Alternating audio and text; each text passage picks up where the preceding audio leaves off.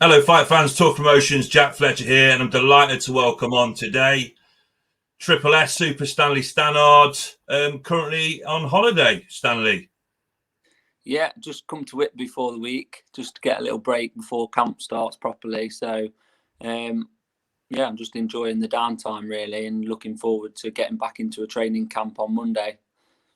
I was with Carl Greaves a couple of days ago, and he's ordered you to take the week off training because he has said, and it's well publicised, that you're the hardest trainer in the gym. You train hard, you never take a day off, you're ultra focused, day in, day out, week in, week out.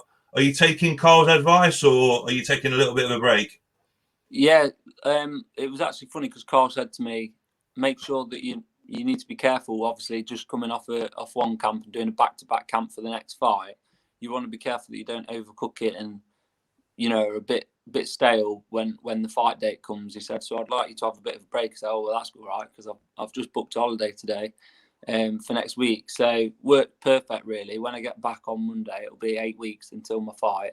And, I was already sort of very fit. I only had a week off since my last fight, sorry.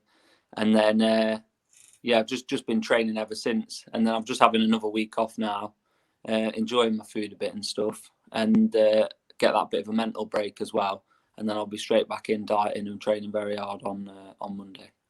Let's talk about your next fight then. 11th of September in Leicester, Morningside Arena, streamed live on Fight Zone as well. So many fight fans tuning in, and you're fighting a guy that we had on a couple of weeks ago, 7-1 Kyle Fox. It's mentioned that you guys have got a lot of history. You met a couple of times in the amateurs, and this looks to be a cracking fight. Yeah, I mean, it's going to be really exciting. Obviously, we've both got a good amateur pedigree. Like you say, we know each other. We fought before. I know it was a few years ago, but we're obviously just going to be the better versions of each other when we fight in September. But I'm really excited for it because, I obviously can see that Kyle's improved. Looking at his record, he's had some great wins. He's also boxed a couple of lads that I've boxed, since we've turned professional. But I just think that I've improved as well and come on leaps and bounds. And, I'm a much stronger version of myself than I was back then when I fought him. I mean, looking at Kyle Fox and sort of what he brings to the table in regards to his attributes, what will Stanley Stannard need to be wary of or careful on the night?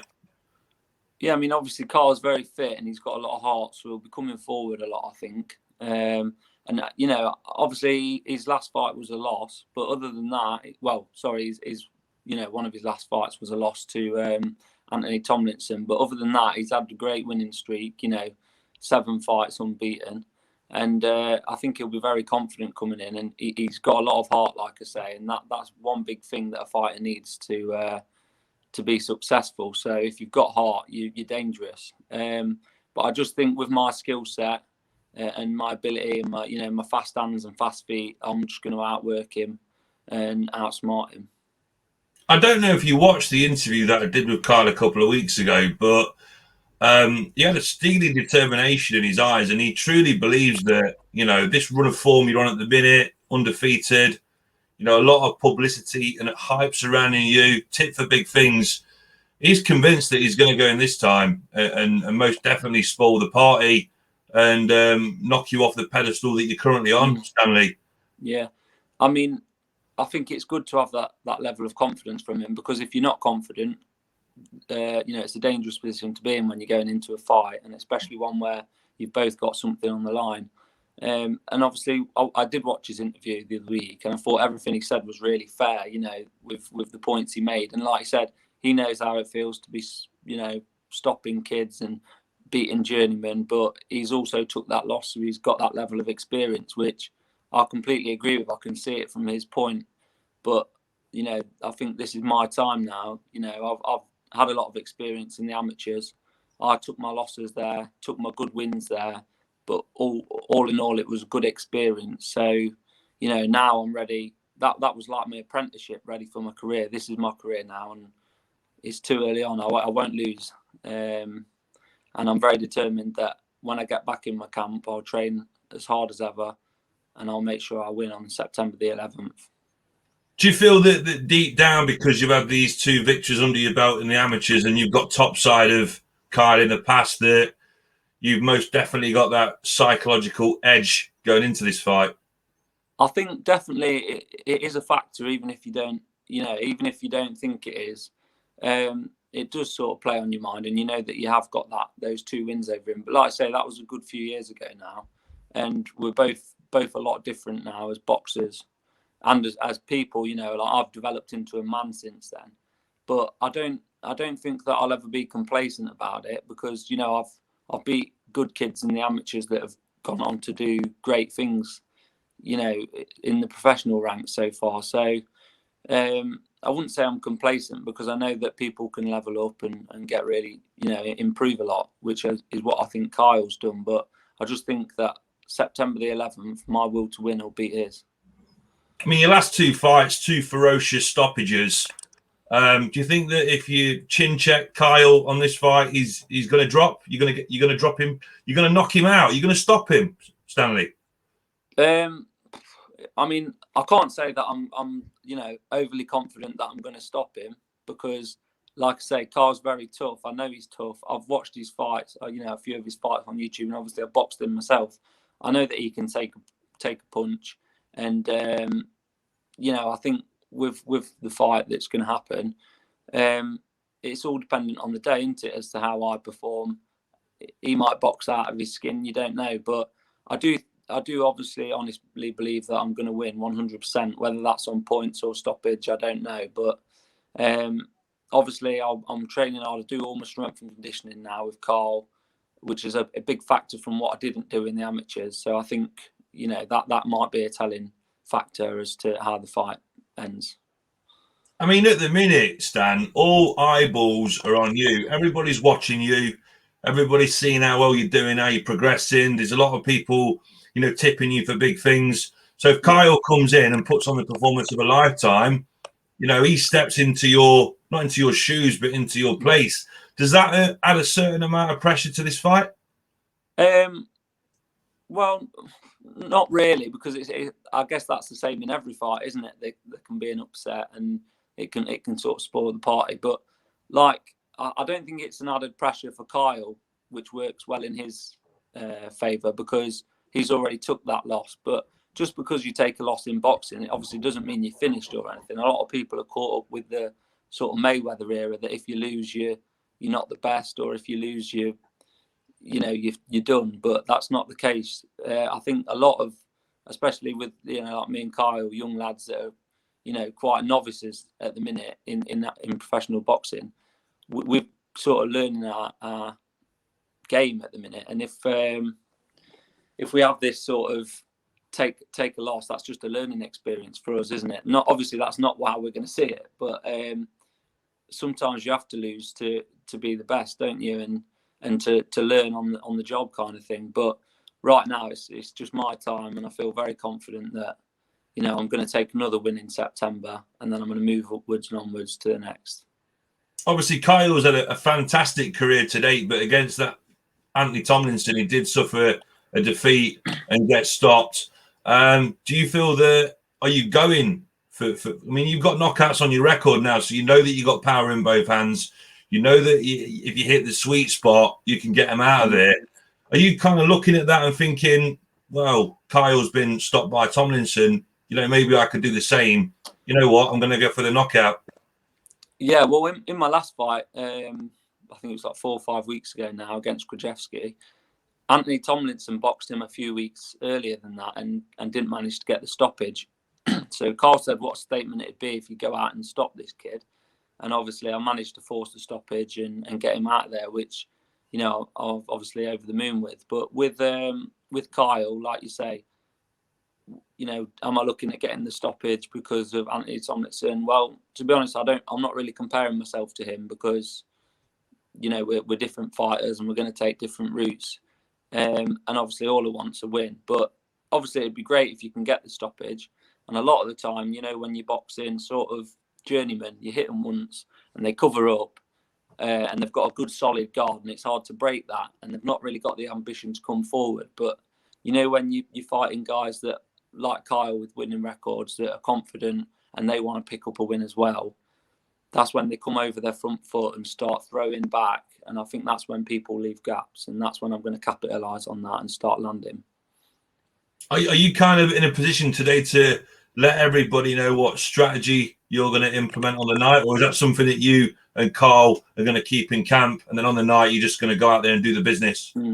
Yeah, I mean, at the minute we've just been sort of ticking over since my last fight, doing a few weeks of just keeping the fitness up, nothing too strenuous, but I'm confident that Carl will, come up with something. And really, I'm better to trust Carl's knowledge than mine on the game plan.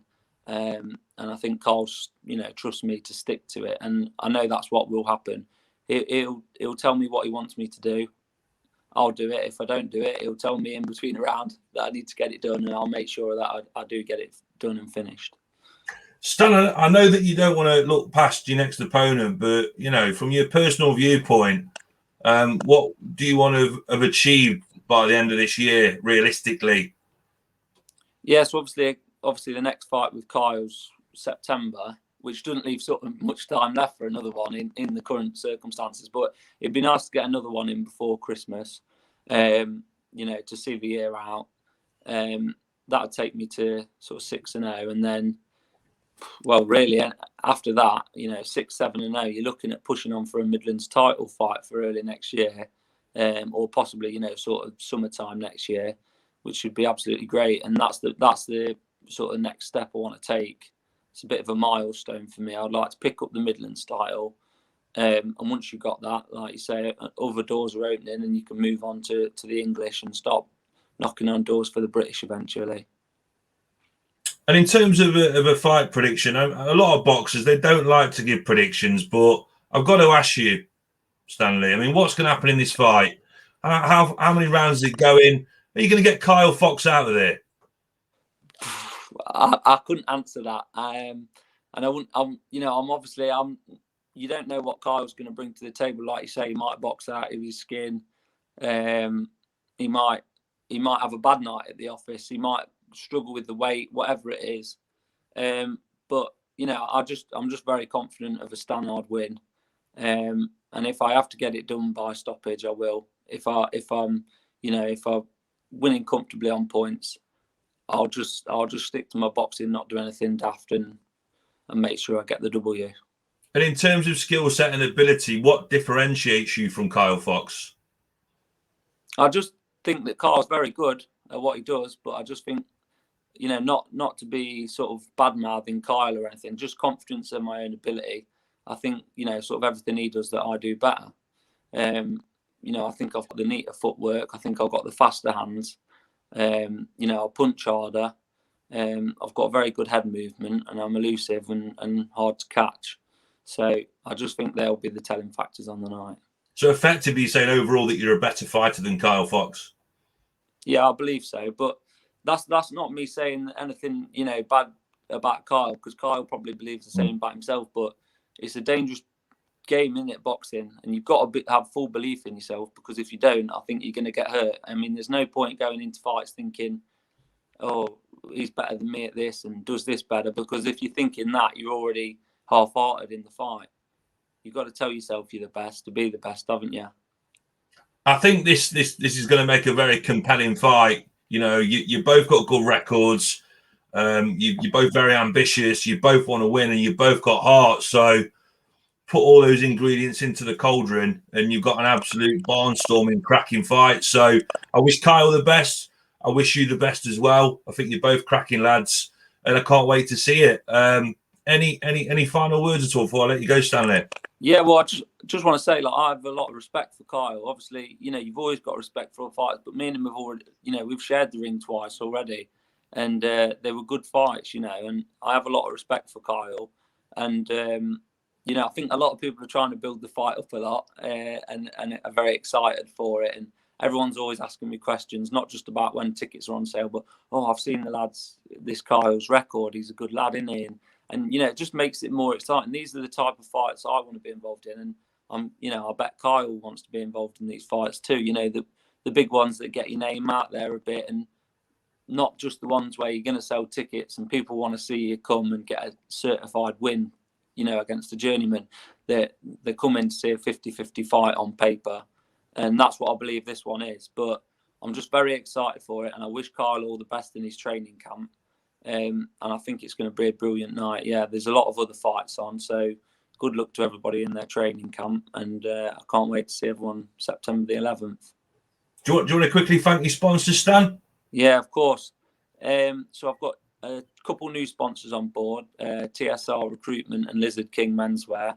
I've also got my very loyal sponsors, Davies Salvage, G-Mix Concrete, XL Therapy, S&D Solutions. So a big thank you to all those guys for helping me out through my training camps and, you know, sort of year round with all my medicals and cost of my kit and everything like that. I'm very grateful.